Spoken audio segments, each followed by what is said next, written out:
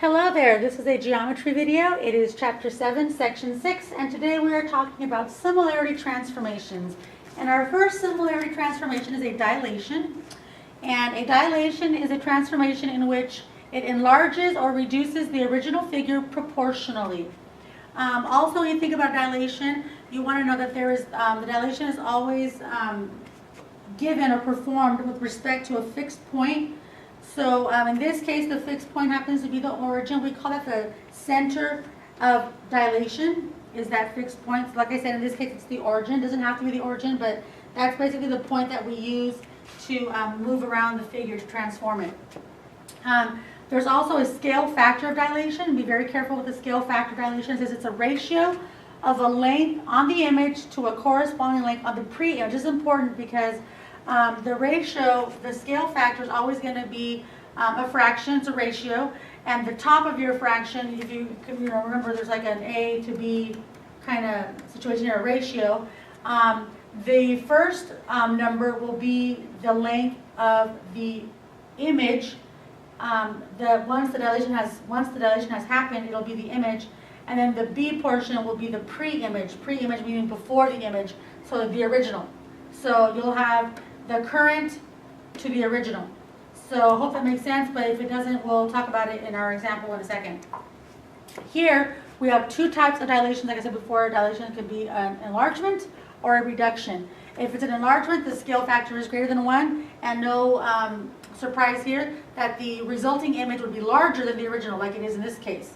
You can also have a reduction, and in a reduction, the scale factor would be between 0 and 1, and or the image would be smaller than the original. So here's my original, the blue is my original image, and so now the green is my resulting dilation, and so it's smaller than the original, so that's a reduction. So in our first example, they want us to determine whether or not the dilation from A to B is an enlargement or a reduction, and then they want us to find the scale factor of the dilation. So, not very hard to do. We are going to, first and foremost, that's from A to B, so A is the blue figure, that's the original, or the pre-image, and then B is the green, which is the image that we're now left with. Okay, so from A to B, we can see that the smaller triangle, so this is a reduction.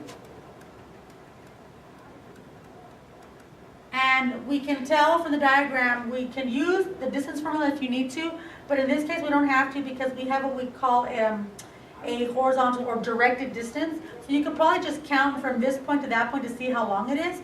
And sure enough, this is -3, so we have 3 units here, and this is a +3, so we have 3 units on this side, that's 6 units.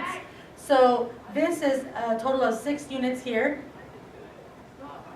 And then we have, so that's the pre-image. Remember that I said the first number needs to be the image itself, and the second number is the pre-image. And so the pre-image, the original, is 6 units. And so this guy right here is -1.5. And on this side we have +1.5. So 1.5, so that's 3. So we have 3 units. So our scale factor is going to be from 3 to 6, or basically 1/2.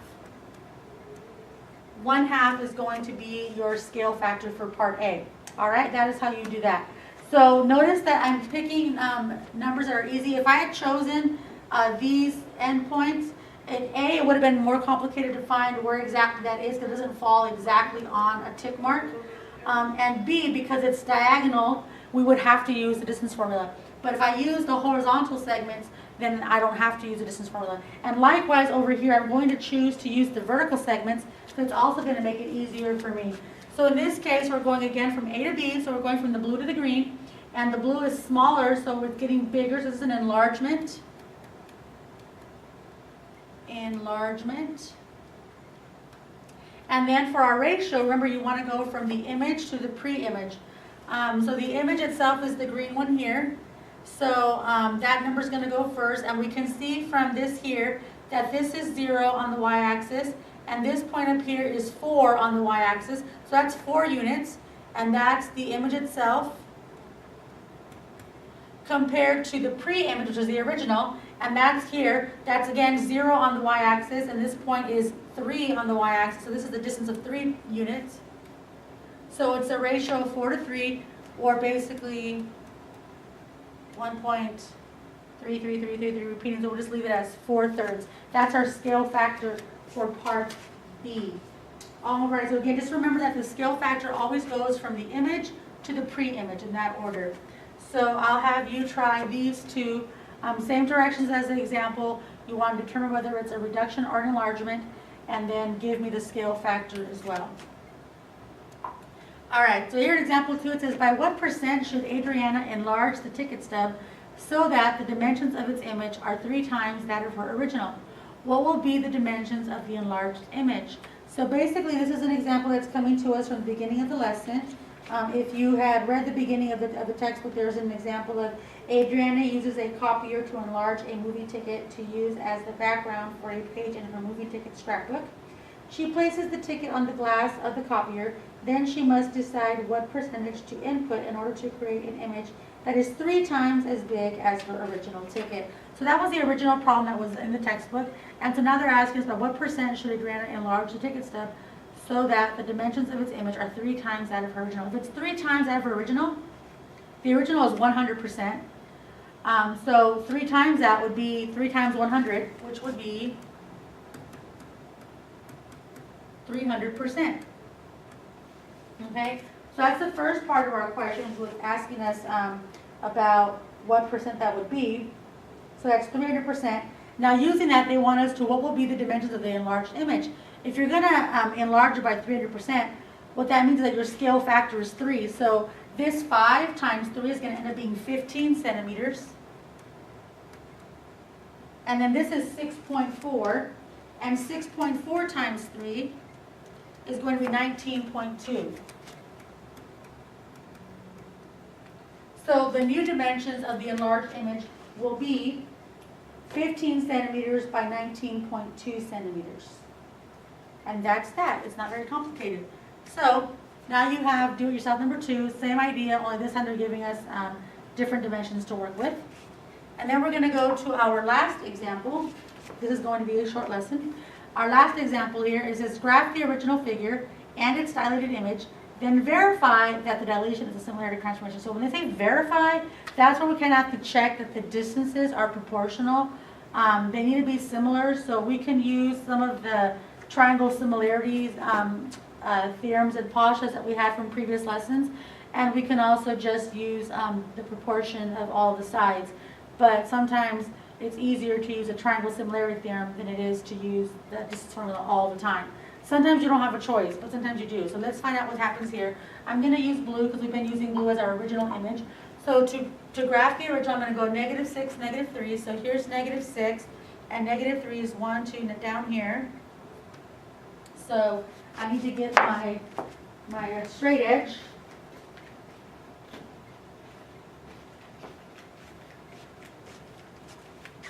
So here we are.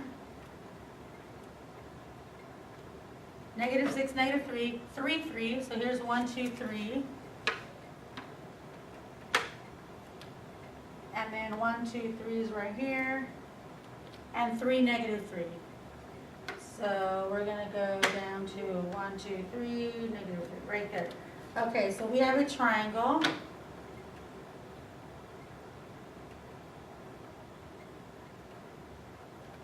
Like so. And already I can tell you that this angle right here that I just drew is a right angle.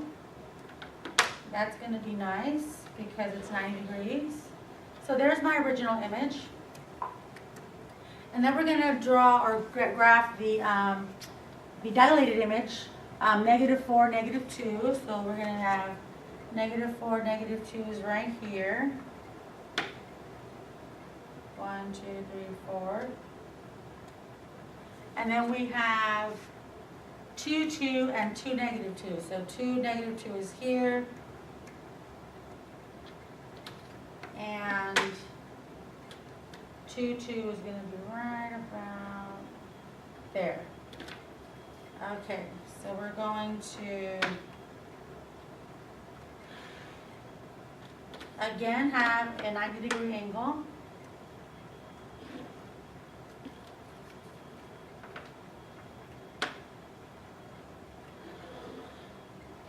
Okay, so there's our image.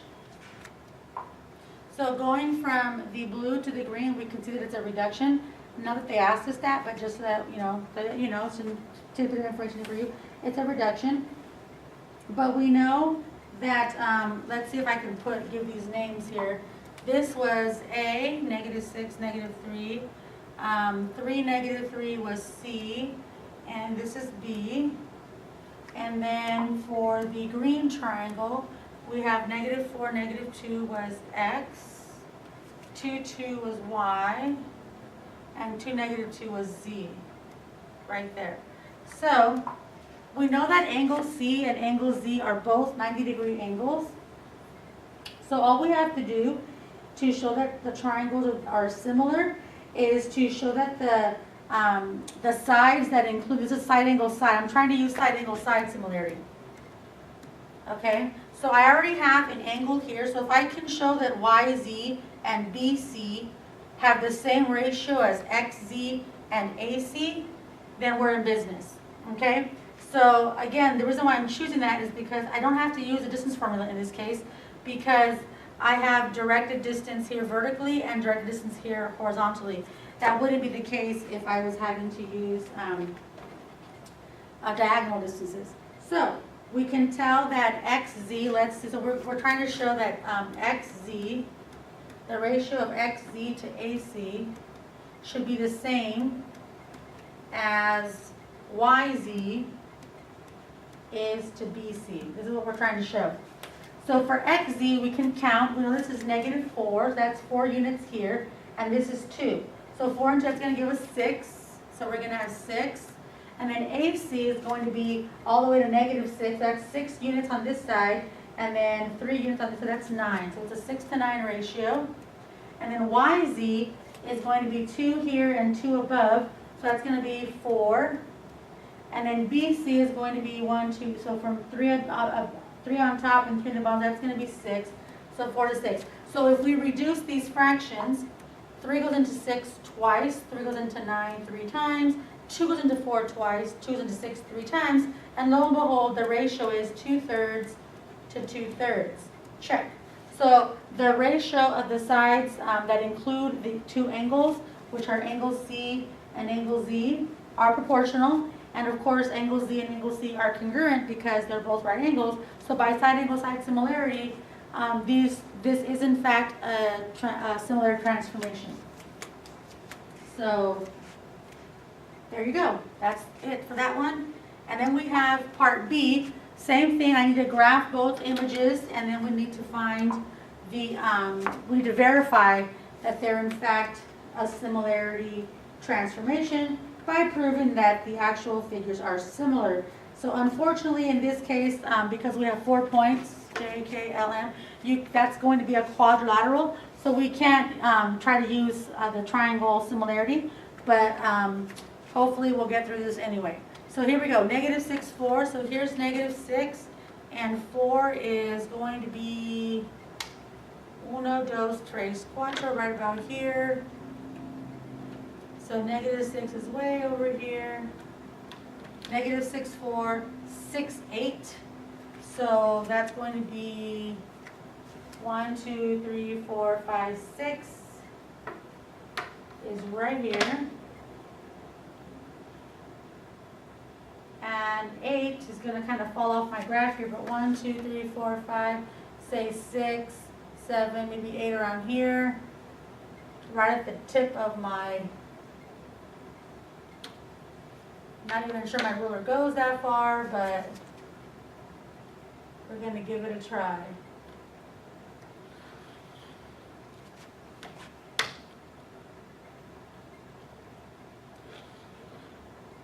All right, and then we're going to have 8, 2, so here's 8 and 2.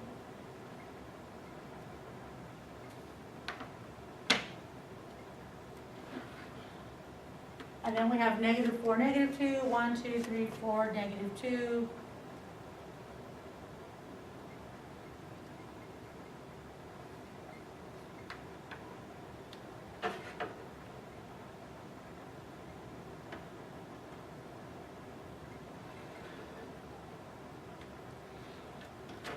Okay, so far what this looks like is it's appearing to be a nice rectangle.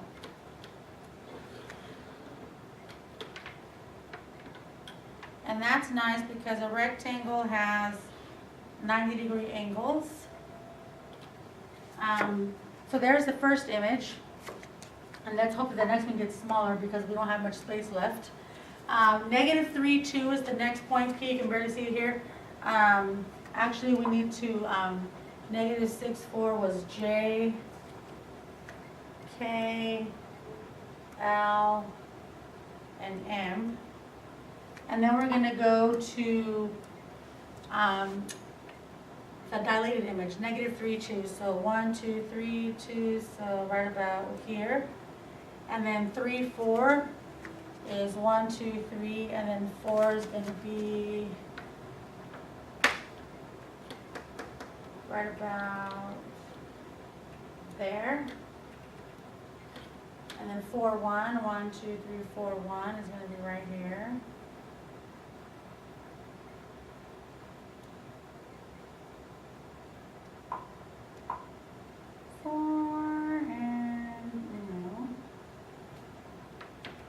So we've got this little guy, and this little guy, another little rectangle, and then negative 2, negative 1.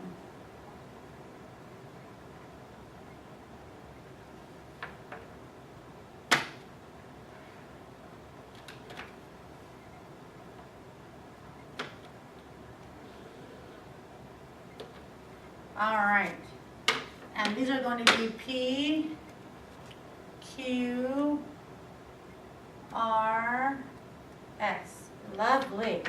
All right, now let's get to business. So what we have to do here is show that all of the corresponding lengths are actually going to be the same ratio. So get ready for some craziness here. We're going to have to do this kind of quickly here. Or not quickly, but we need to do it in a abbreviated way, if you will, because we don't have enough space on the board, A, and B, there's a lot to do here. We have to basically find the distance for 8 different segments. There's 4 for the big triangle and 4 for the small triangle. So it's going to be a doozy. So let's go JK.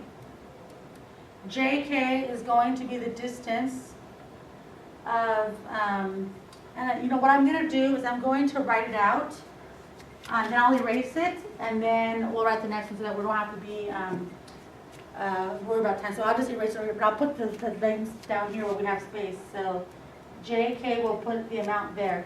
So for now, JK is going to be, distance between them is going to be 6 minus negative 6 squared plus 8 minus 4 squared. So remember, the distance formula is the change in x's squared plus the change in y's squared. So in this case, the change in x's, be very careful, it's 6 and negative 6. So it's going to be 6 minus negative, which is a plus, so that's why it's a plus 6 there, squared. And then you have 8 minus 4. So there we go. So it turns out that we're going to get 6 plus 6 is 12, and 12 squared is 144. And 8 minus 4 is 4, and 4 squared is 16. So basically we have 144 plus 16, which is 160. So we get the square root of 160 over here for JK. Then we're going to have KL. So KL will be the same thing, but using points K and L. So we're going to go 8 minus 6 squared plus 2 minus 8 squared. And 8 minus 6 is 2, and 2 squared is 4. And 2 minus 8 is negative 6, but negative 6 times negative 6 is positive 36. So we get the square root of 40. Okay, for KL. Then we're going to go ML. And ML, we're going to use points M and L, is going to be negative 4 minus 8 squared, and negative 2 minus 2 squared as well. Okay, So negative 4 minus 8 just makes a bigger negative, so negative 4 minus 8 is negative 12. But again, negative 12 squared is positive 144. And then we have negative 2 minus 2, which is negative 4 squared, which is positive 16. And again, we end up with the same thing as JK, which is the square root of 160, which makes sense because it's a rectangle, so they should be the same. JM is our last one for our original figure. And JM is going to be using these 2 points here, so we're going to go negative 4 minus negative 6, which is a plus. And then negative 2 minus 4 squared as well. So we've got 6 minus 4, which is 2. 2 squared is 4. And here we've got negative 2 minus 4 is negative 6, and negative 6 squared is 36. And so again, 4 plus 36 is the square root of 40. All right? So we're going to now erase all of this. So JK is equal to the square root of 160. KL is equal to the square root of 40. And then, of course, ML is the same as JK, square root of 160. And JM is the same as KL, which is the square root of 40. So now what we're going to do is I'm going to go ahead and erase what I just wrote here. And now we're going to find the distances of the green rectangle. So we're going to start with PQ. PQ is going to be right here, so PQ is going to be 3 minus negative 3, which minus a negative is a plus, and then 4 minus 2. So 3 plus 3 is 6, 6 squared is 36, and 4 minus 2 is 2, and 2 squared is 4. So we get square root of 40 for PQ. Then we're going to do QR. And QR is going to be 4 minus 3 quantity squared, and 1 minus 4 quantity squared. So 4 minus 3 is 1, 1 squared is still 1. 1 minus 4, however, is negative 3, and negative 3 squared is positive 9. So we get square root of 10. And then we're going to do SR. And SR is going to be negative 2 minus 4. And then negative 1 minus 1. So negative 2 minus 4 is actually going to be negative 6, and negative 6 squared is 36. And then here negative 1 minus 1 is negative 2, and negative 2 squared is positive 4. So we get square root of 40, which of course makes sense because it's a rectangle again. And then we have PS, our last length here. And PS is going to use these 2 endpoints, so we're going to go negative 2 minus negative 3. But minus a negative is a plus. So we have negative 2 minus negative 3, and we have negative 1 minus 2 squared. So negative 2 plus 3 is actually going to be positive 1. 1 squared is 1. Negative 1 minus 2 is negative 3. And again, negative 3 times negative 3 is positive 9. So 1 plus 9, you get square root of 10. So now we have that PQ is square root of 40. And QR is square root of 10. And SR is square root of 40. And PS is square root of 10. So once again, I'm going to erase this stuff here so that we have space to talk about our ratios. Because in order for this to work, we have to have the same ratios. The good news, however, is that 2 of our segments are the same. JK and ML are the same, and JM and KL are the same, and same is true for the green triangle. So we only have to find 2 of the ratios because we know that they're going to be the same. So we're going to go JK to PQ, and that ratio will be the same as SR and ML. And then we're also going to do JM, or actually let's do KL. So we want this length here, KL and QR. because the ratio of KL and QR will be the same as the ratio of JM and PS. So based on the information we have here, JK is the square root of 160, and PQ is the square root of 40. And then we are trying to figure out if it's the same as KL, which is the square root of 40, and QR, which is the square root of 10. So what I'm going to do is I'm going to just use my calculator, and I'm going to plug in the square root of 160, and then divide that by the square root of 40, and I get 2. So now I'm going to see is the square root of 40 and the square root of 10 the same thing. So the square root of 40 divided by the square root of 10, and lo and behold, they are in fact the same ratio. So I have now verified that this is also a similarity transformation. So it can get tedious if you have a lot of distance formulas to do, but it's not difficult, just a long process. So now I'll have you guys do part A of do-it-yourself. Number 3 is here, and of course there is a part B as well. And once you have completed this do-it-yourself example, you will have completed your notes for this lesson, and I will see you in class, and thanks for watching.